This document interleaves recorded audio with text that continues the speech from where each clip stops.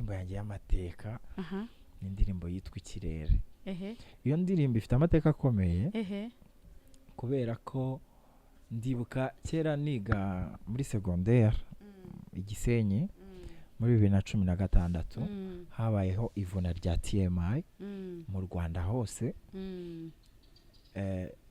Nibwo bwa mbere nari ndirimbiye kuri stage iriho abantu benshi cyane kuko twari dufite kwakira perezida wa General Conference. Twigire muhira duheho ka kapera tuzazamuka ikirere iminsi 7 maze twigire muhira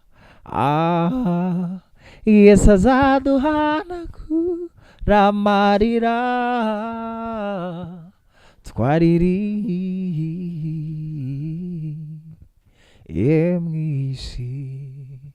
Tuzazamuka ikirere iminsi 7 maze twigire muhira Yesu azaduhanagura amarira twaririye mw'isi.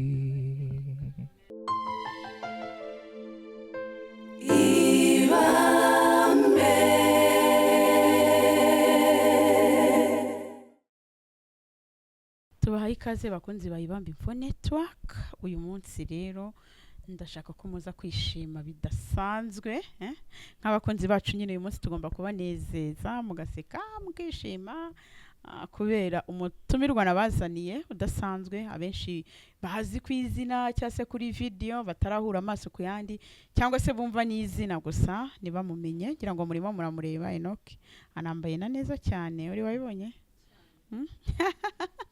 yaje yabyiteguye vraiment.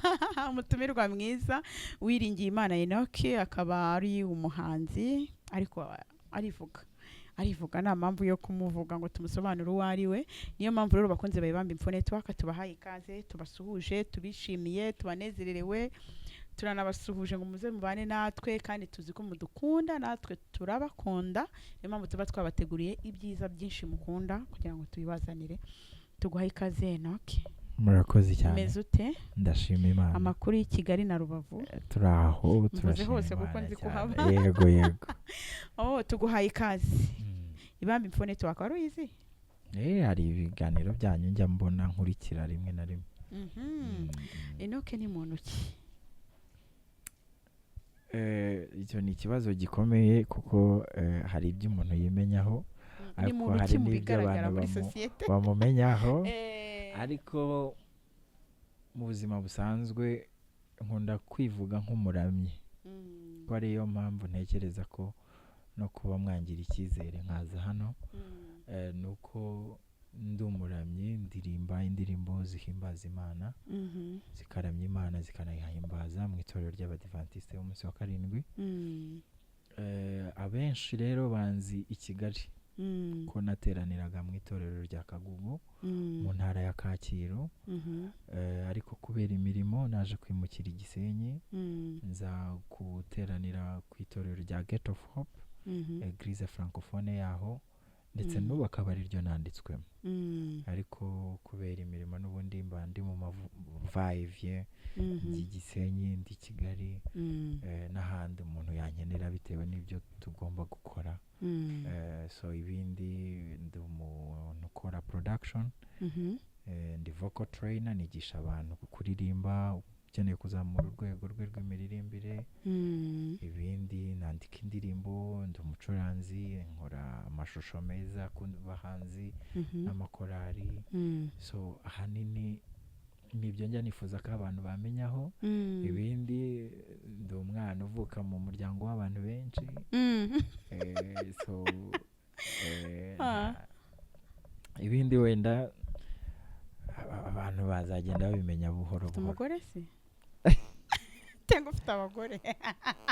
Oya, ntago mfite umugore, ariko ndi ingaragu cyangwa se ndi umusore utarashyingirwa kamera. So rero nanjye ndacyari ku isoko nk'abandi bose. Aha, Enoke, reka twinjire mu kiganiro cyacu noneho yimbitse. Tumaze kumenya Enoke ni muntu ki. Hari abantu batari bazi ko uri umuramyi, uri umuhanzi, ariko nta korali uririmbamo. Ndi Gisenyi, hari korali nabagamo yitwa Jordan. Jordan Choir ni korali y'ababyeyi, abantu b'abakuru b'itorero akenshi bahari niyo najyaga mba mu gihe kinini mu gihe nabaga ndi. Ubu ngubu rero kubera ntariyo, ubu nihugiyeho. Ariko hari korali nzi wigize kujyamo i Kigali. Nibyo. Ibyo bintu ntabwo byari ngombwa ko tubishyira hanze. Ariko nagashye uravuga urambwira icyatumye utahira ikomejemo cyangwa se impamvu ariyo korali wahisemo. Hari korali wigize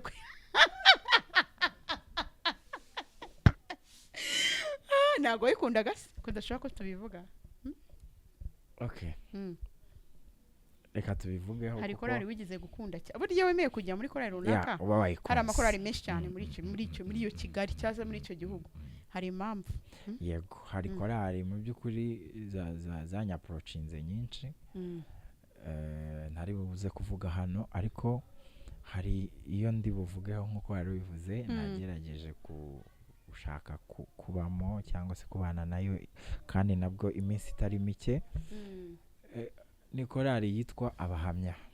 Abahamya ba Yesu, ni korali yo ku Muhima. Twarabanye mu gihe nari ndi hano. Nitabira n'amarepetisiyo yabo menshi atari make. Ariko kubera nyine ntakomeje kuba muri Kigali, naje kujya i Gisenyi birangira tudakomezanyije. Ariko ni korali nkunda ibikorwa bakora. Ndetse ndajya nshishamo n'abasure tuganire. Ariko ubundi rwose nta yindi mpamvu yatumye ntakomeza nuko ntari mpari. Enoke, umuhanzi, umuririmbyi, producer, wandika indirimbo, ufite n'ishuri. Ese ishuri ribahe? Ishuri ryigisha kuririmba.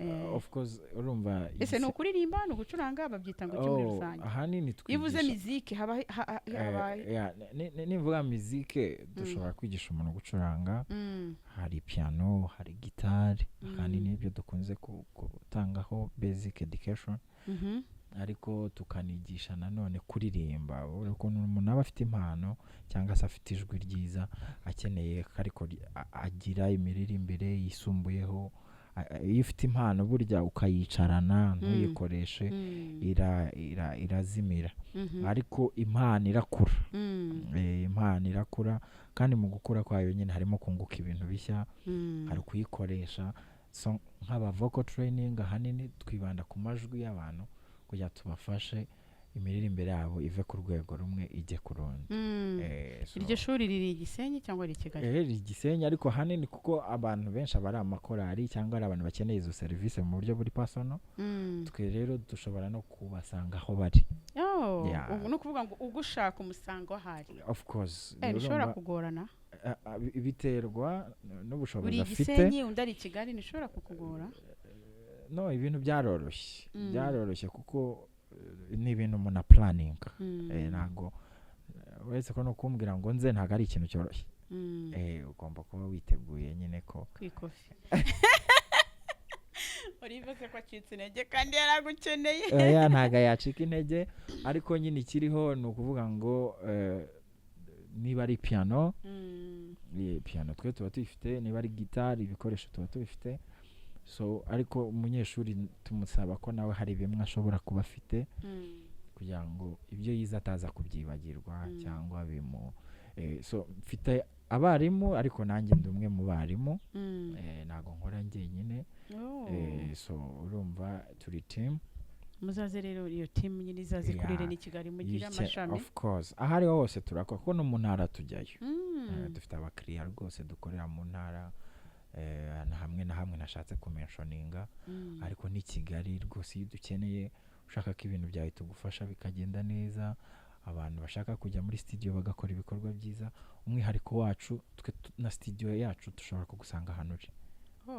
Ni Kigali uri korari ushaka kurikodinga of course that's a studio ya mobile mobile system ushatse ko tunakurikodingira i Kigali we plan twe tukaza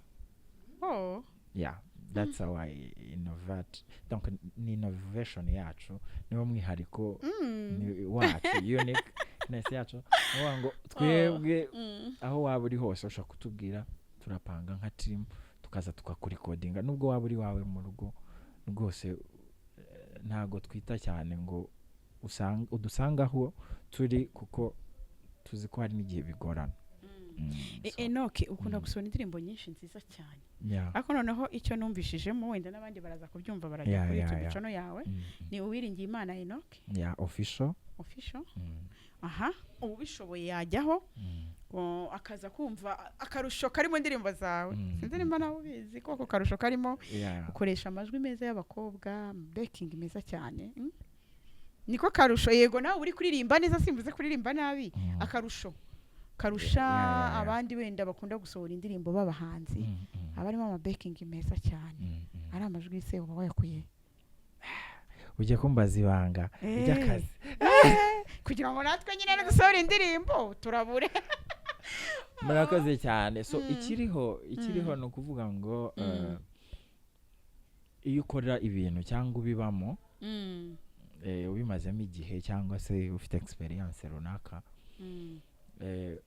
ugenda wunguka donc ubasha kurobanura iby'umumaro ukeneye cyane ukavuga uti yego mfite hari abantu bazi ko nyine ushobora kuririmba ariko kumva ko n'abantu bose bashoboye kuririmba wanabaririmbisha ukafata abo ubonye akavuga ati ubwo uri aririmba alto ubwo uri aririmba tenor uri aririmba ukumva nyine uwari wese wamukoresha ariko twebwe iwacu ntabwo ariko bigenda iwacu ntabwo uwari wese kuba yaririmba alto cyangwa ijwi runaka tumukoresha. Mubigenza gute se urumva rero ko bitandukanye nk'ibyo twari tuzi dufite abantu bacu twa trainings of course I said iyo studio se of course abantu bahoraho bakubekingira wa trainings kuki kubera icyari bukoresha se kuki utafata abandi nibo nahaye ubumenyi nibo bantu nibo wizeye yes ko bashobora kumpa icyo nifuza cyane ufite team yawe of course ntago ibintu nkibikora njyenyine mbere nyine nakoraga njyenyine ariko ubu ngubu mfite equipe mfite team urivaze kutonyereza indirimbo yawe imwe irimo ayo mabeking abantu bayumve neza ariko hagati abo abantu bagiye kuri Uwiringiye Imana Enoke official bagiye kuri YouTube channel bandike Uwiringiye Imana Enoke official nge ndiho nanakoze subscribe. Thank you so much. Twongere izi subscribe zizamuke mu izina rya Yesu kuko umurimo no w'Imana so bacu abanarebe n'indirimbo nge nandi kureba amagararaho by Enoke ariko ni future nakoranye n'abana bitwa Jordan Junior nabo n'abana na trainings indirimbo heruka gusohora kuri YouTube channel indirimbo mperutse gusohora ni amagararaho nko bivuze ariko hari indi nari nateguje nshyashya igiye kuza mu minsi iri imbere rwose yitwa We Kwiheba ni indirimbo nziza cyane. Imwe mu ndirimbo yawe yakuzamuye ukagera ku rwego wumva ko rukunejeje ukamenyekana niye indirimbo yanjye y'amateka ni indirimbo yitwa Ikirere. Iyo ndirimbo ifite amateka akomeye kubera ko ndibuka kera niga muri secondaire Igisenyi muri 2016 habayeho ivuna rya TMI mu Rwanda hose nibwo bwa mbere nari ndirimbiye kuri stage iriho abantu benshi cyane kuko twari dufite kwakira perezida wa General Conference Teddy Wilson. So ntabwo natinya kuvuga ko muri Rwanda ninjye muhanzi njyenyine mu itorero ry'Abadventiste waririmbye kuri iyo stage inshuro 3. Teda nahari kandi ari n'ubwa mbere. It was amazing. So imbarutso rero yo kuririmba kuri iyo stage yari indirimbo yitwa Ikirere. Kuko urumva nari umunyeshuri mba boarding muri interna indirimbo ira trending. So wari wakugira ikihe kizere ko byari n'ubwa mbere.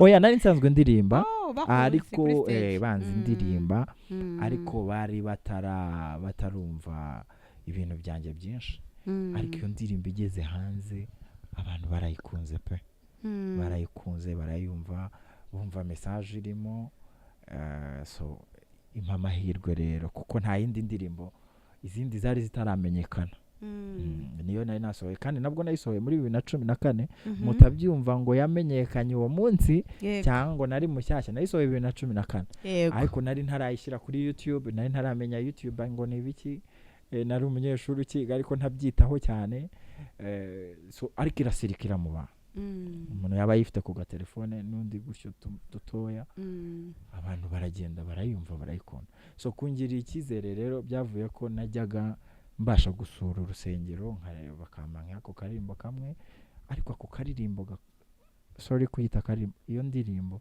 ikomeza kundwa n'abantu benshi so rero ndabyibuka abakuru b'itorero bangezeho barambwira bati urumva nari umunyeshuri bati ushaka kujya gushaka agakoti kuko hari n'umuntu wari warayapulodinze iyo stage kuri YouTube iriho umuntu bita Jean Damour nawe yajyaga akora ibintu by'itangazamakuru iyo stage bitabaza byashoboka Jean Damour yego uze kumushaka hari stage yafashe y'icyo gihe imbaga y'abantu benshi ikirera abantu bishimye rwose bari kukiririmba so n'indirimbo ubona nejo bundi nasubiyemo mu kiganiro kuri televiziyo mbona urukundo rw'abantu benshi ifite views nkeya ni nkeya no kuyongera ufite 5300 mu myaka ine nicyatumye abantu batabimenya kandi ni video nziza cyane ibyo izo views ubona kuri ayo YouTube channel yanjye nta muntu nigeze mbwira ko na uploadinze ibintu ngo bararikire kubikurikirana ntabisohoye mbishiraho gusa ndicecekera so ubanza ariyo mpamvu bitanabashije no kuba byarebwa cyane yego ariko ntekereza ko ubu ngubu noneho nafashe umwanzuro wo kuvuga ngo niba nahisemo kubwira abantu iby'Imana reka banabimenye babyumve binyuze muri ubwo buryo oya ariko ntabwo duhaye amateka y'iyo ndirimbo yawe ikirere ofite iyo ndirimbo nyine mu buryo bumwe niyo yatumye ninjira cyamenyekana by'umwihariko muri Gisenyi ikirere waririmbaga ni ikihe tuzazamuka ikirere iminsi 7 twigire muhira duheho ka kapera tuzazamuka ikirere iminsi 7 maze twigire muhira Yesu azaduhana kuramarira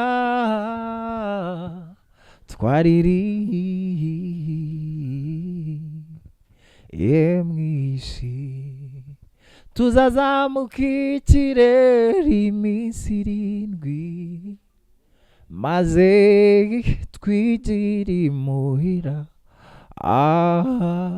Yesu azaduhana kuramarira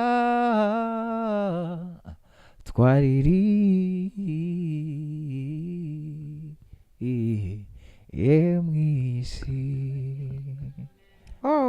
amen uri wari wafashijwe ariko amakuru mfite ngo Enoch yakoze concert igitsina gore nicyo kitabira concert cyane kurusha abandi bose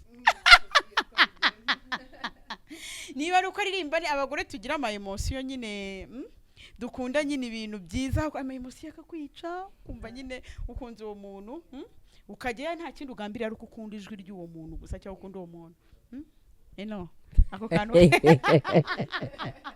kantu ngo urakazi wowe okay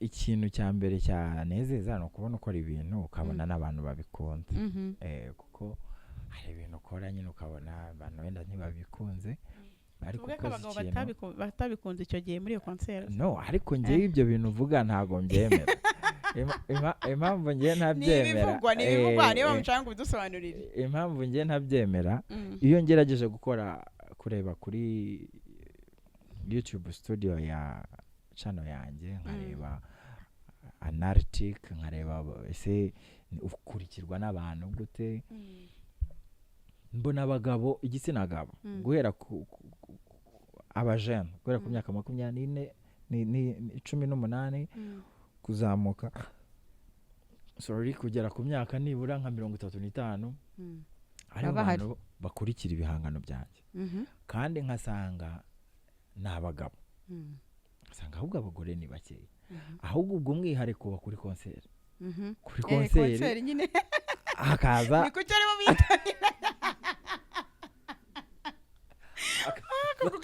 ako kantu kuri kadusobanura kuki hari konseri wakoze imwe ino yavuyeho ayo makuru Igisenyi n'abanyakigali bari baje bagufana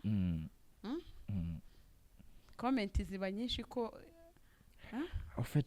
haje abagore n'abakobwa cyane kuruta abagabo ahubwo bararimo ngo bari umubare ariko urusengero rwose rwari rwuzuye abagore n'abakobwa icyo nabivugaho natanye mvuga ngo nyine ukoze ibintu abantu bakabikunda nta gisa nabyo so rero ntago jewe ndakora ariko ntago mpitamo ngo ninde uri bo bikunde ahubwo nasaba n'abagabo ngo ubutaha bazaze barushe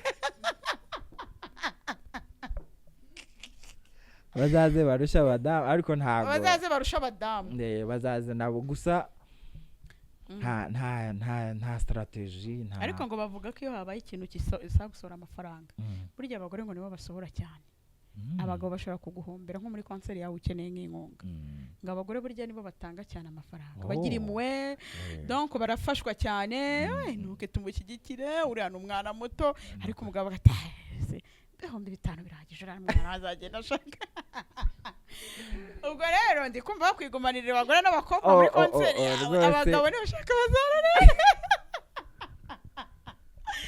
nkurikije ayo makuru ikiriho ni ukuvuga ngo niba koko ariya n'abantu baza twe tubyita koko blessing iyo umuntu aguteye inkunga agufashije muri uyu murimo kuko ni umurimo utoroshye satani abawurwanya satani abayumva wabireka abayumva wabivamo wenda nagira icyo mbivugaho gitoya yego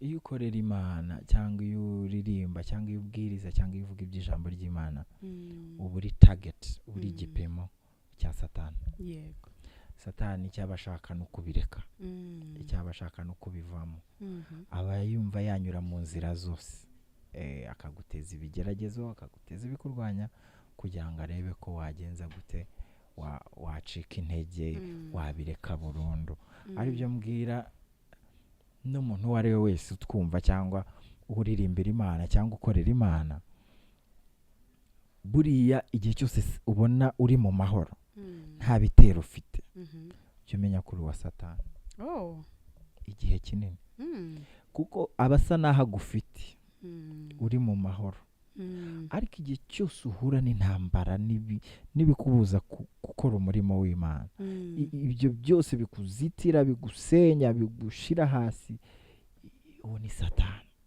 kuko icyo ashaka ni ukuceceka ni ukutavuga ni ukazamura lisite y'ibikumanura ariko Kristo nawe icyabereyeho ni ukutwongera imbaraga ni ukudufasha ni ukudushyigikira ni ukugarura mu nzira ikwiye so rero icyo nabivugaho ni uko satani nyine w'icyo aba yifuza ni ukuguca intege ariko uko byamera kose ngo umukiranutsi naho yagwa ntazigera arambarara so rero ayo masezerano Kristo aduha niyo adukomeza niyo atuma dukomeza gukora umurimo w'Imana so naho icyo cy'abadamu rwose ni ukuri abadamu mujye muza niba no kumblessinga I love your blessings rwose bajye baza dufatanya guhimbaza Imana badufashe duhima uyu murimo ntago ari uwacu ntago twawishoboza twenyine nibyo dukeneye amaboko iyo wiswe umuhanzi ku giti cyawe ubusa naho ibintu byose ari we wenyine biri ku mutwe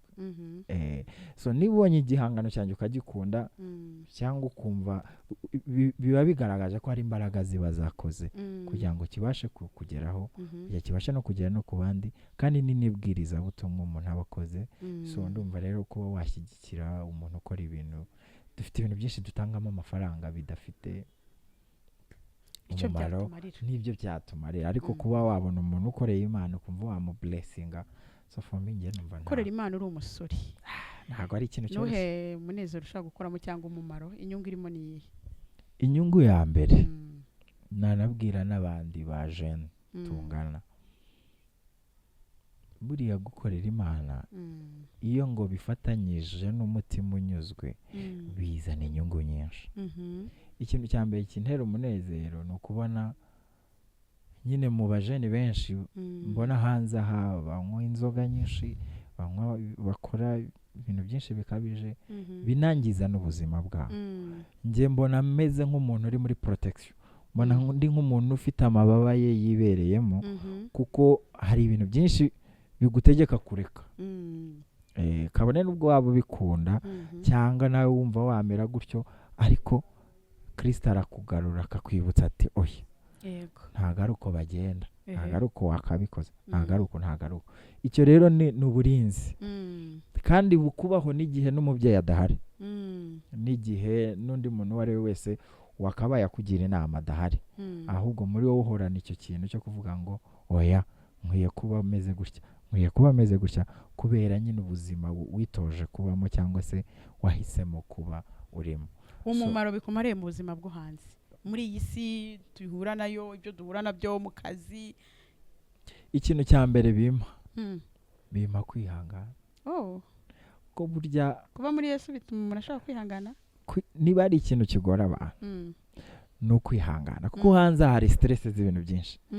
Urabona abantu ukabona baragusize, wabona abana mwiganye ukabona baragusize, ukajya kuri pressure y'ibintu nawe ubwawe udafiteho access, kuko ibibasunika ibibajyana kuri urwo rwego we ntabyo ufite. So rero kuba utabifite, hari abantu barwaye depression z'ibintu by'abandi batanafiteho na access, ariko abo bantu barahari cyane, bakaba bahangayitse bakanabura n'amahoro. Ariko iyo uri muri Kristo, iyo usenga, iyo wubaha Imana, uyikunda, hari ibintu bitaguhangayikisha rwose. Bavuga ati it's a matter of time, ni igihe kitaragera gusa, n'isaha y'Imana itaragera. Kandi twagiye tubona ingero nyinshi z'abantu rwose bitari bimeze neza, ariko Imana yafashije bikagenda neza. Hari n'abo wabonaga bari hejuru, ko bishyize hejuru bakumva ko bakomeye, Imana ikabacisha bugufi. So rero uko wamera kose biguha kwihangana. Ikigeragezo cyose urimo, ibikugoye byose urimo, ubona ko hari ibyiringiro umuntu agira iyo ari muri Kristo, bimufasha mu buzima bwose arimo. Iyo ugeragejwe, iyo uhuye n'ibibazo, iyo uhuye n'ibyiza, ntusamara, kandi iyo uhuye n'ibibi ntabwo bigushira hasi ngo wumve ko ugomba gucika intege burundu ngo wihebe. Niki wagira inama rero ku basore, ku bajene bumva ko kuba mu Mana cyangwa gukorera Imana nta kintu bimaze, ahubwo ari igihombo, baba bahombye byinshi, atari ubusirimu? Ntabwo uri umusirimu wowe ukora mu by'Imana, ubwo se uri umusirimu bwoko ki? Ntabwo ujya muri boîte mu kabyiniro, ntabwo unywa inzoga, ntunywa urumogi, ntunywa itabi, ntabwo wambara pocket, ntabwo wambara nkatwe ngo wemeze, nta tatuwaje kuriho nkawe suri giki. Nicyo wabwira? Ikintu cya mbere nababwira, nta kintu cyiza nko, nta busirimu buruta kuba muri Kristo. Nta busirimu buruta kuba mu Mana. Ahubwo umusirimu nuri muri Kristo, umusirimu n'ufite Imana mu buzima bwe. Kubera ko twagiye tubona abantu benshi bagiye bahakana ko Imana itanabaho, ariko iyo ukurikiye inkuru zabo ukajya ku iherezo, ry'ubuzima bwabo, usanga bose barasoje bemera ko Imana iriho kandi ikora. So icyo rero mbivugira nta kindi cyangwa nagira icyo nongeraho, nuko iyo uri muri Kristo ubuhindutse icyaremwe gishya. Yego. Ntabwo bikuraho ko abantu bakorera Imana badashobora kugira intege nke, badashobora kugira ibibananira. Hari akaririmbo ka korali imwe yo muri Kongo igiririmba ngo buri wese ngafite icyamunaniye, ariko ngo kitarebwaho n'amaso y'abantu. Bivuze ngo ni Imana yonyine ibasha kureba ikamenya ibyakunaniye n'abandi bantu batazi. Rero bikambwira ngo burya twese tugira intege nke. Nabo bakiri iyo hirya ntabwo dukwiye kubacira iteka cyangwa twumve ko bo byarangiye nta garuriro bafite, ahubwo numva misiyo dufite ari ukubabwira iby'urukundo rwa Yesu.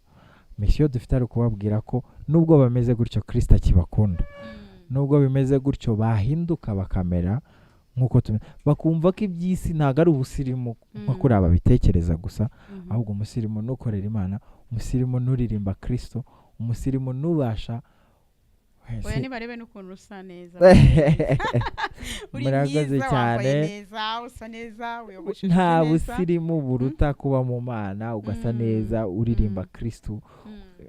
Ntekereza ko uko byamera kose naba rumwe mu rugero rwakwifashishwa ngaragaza ko Kristo ariho akora, kandi waba n'umujene uririmbira Imana cyangwa se ukorera Imana, kandi ntibikubuze gusa neza cyangwa ntibikubuze kuba wabaho mu bundi buzima bwose nk'ubw'abandi babaho.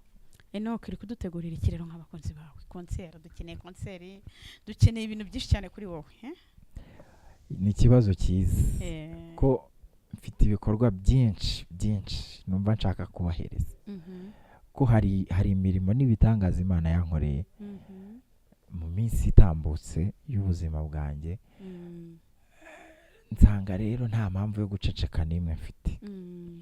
Najyaga mbaha agahenge nkumva nyine naba ndetse, ariko ubu ngubu ndasaba Imana imbaraga gusa n'ubushobozi n'urukundo rwayo no kunshyigikira, ubundi agaseke nabitse mu gihe cyose gishize nkafungure rwose nisanzuye cyangwa mbohotse. Ko tubwiye ko ari rya reno ko tuzimije. Icyo nshatse kuvuga, ushaka konseri yawe i Kigali? Iyo konseri ndayitegura. Agenda yisabye. Iyo konseri ndayitegura. Okay, hari ibintu mba ntarashyira hanze ngo mbwire abantu, ariko mu mwaka ushize n'ubundi nari nabwiye abantu ko ngomba gutegura konseri muri Gisenyi, ariko ni Kigali. So haje kubamo imbogamizi, kuko murabizi ko konseri ntabwo ari ikintu cyoroshye gutegura, ariko mu by'ukuri uyu mwaka dutangiye, kuko uyu ndawubara nk'aho uri musoza, mu ntangiriro zawo ngomba kubaha konseri. Nanjye ndimo ndabisengera, ndimo ndategura uburyo, ariko nanabwire n'abantu ko hari album nashize hanze. Twayisanga he? Kuri channel yanjye n'ubundi Uwiringiye Imana Enoch Official, iri hanze, abantu bayizumve bazisangiza abandi. Nutarakora subscribe, hari ibikorwa bishyashya Oliver adushyirireho link yawe, aze kuyipininga hasi, so kugira ngo abantu babashe gukurikira. Ariko mfite ibintu bishyashya na vuba aha, ndabaha indirimbo nshyashya nziza cyane.